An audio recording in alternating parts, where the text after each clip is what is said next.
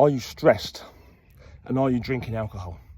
Because you know there's a very strong relationship between the two of those things.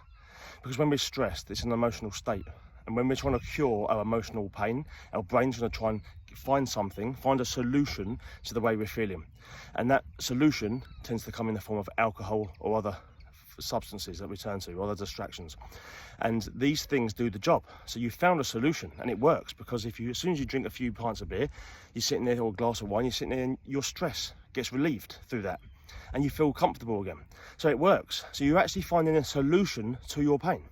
The problem is it brings long-term consequences, right? And it brings hangovers the next day. So the next day, that stress continues again. Because not only is the stress still there in your life, but also you've made your stress worse by increasing your cortisol levels with disrupted sleep, because drinking alcohol disrupts your sleep.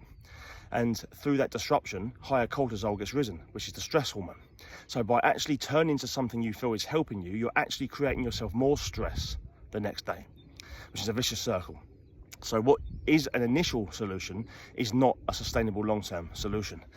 So what we need to do is find a solution that doesn't bring on more stress. Now, you might be susceptible to stress. There's two forms. There's a susceptibility to it, which means you can't handle stress like someone else can handle stress. You might find that you're getting stressed out over simple things which shouldn't actually be stressing you. That's because you've got a susceptibility to stress that can actually develop in the womb. So this isn't your fault at all. It's just that you can't handle certain things because during your pregnancy, or even during childhood, your stress levels have been induced by a rise of cortisol, right? So that makes you susceptible. But it also can be just daily stresses, like your daily life that you're living right now. Could be your job, could be commitments, the pressures of life. That creates stress. So there's two things we need to work on.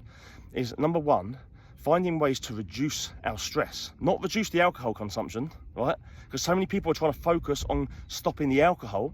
What they actually need to do is reduce the stress. And we can reduce stress, we can reduce our cortisol in our system by daily lifestyle habits. Exercise is a great one. It reduces cortisol, increases endorphins.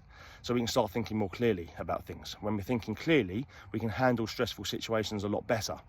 The second thing is working out if we've got a susceptibility to that stress in the first place, and working out better ways of finding solutions for that stress. So we can reduce our stress in day-to-day life, but if we have a susceptibility to that stress and we find it difficult, then we have to find other alternatives to reduce that stress. Okay, so if you want more information, let me know. I've got Power Start 7 that's coming out next week, which is a 7-day health reset challenge that really focuses on the lifestyle, which will reduce stress and will therefore not make it so needed to turn to something.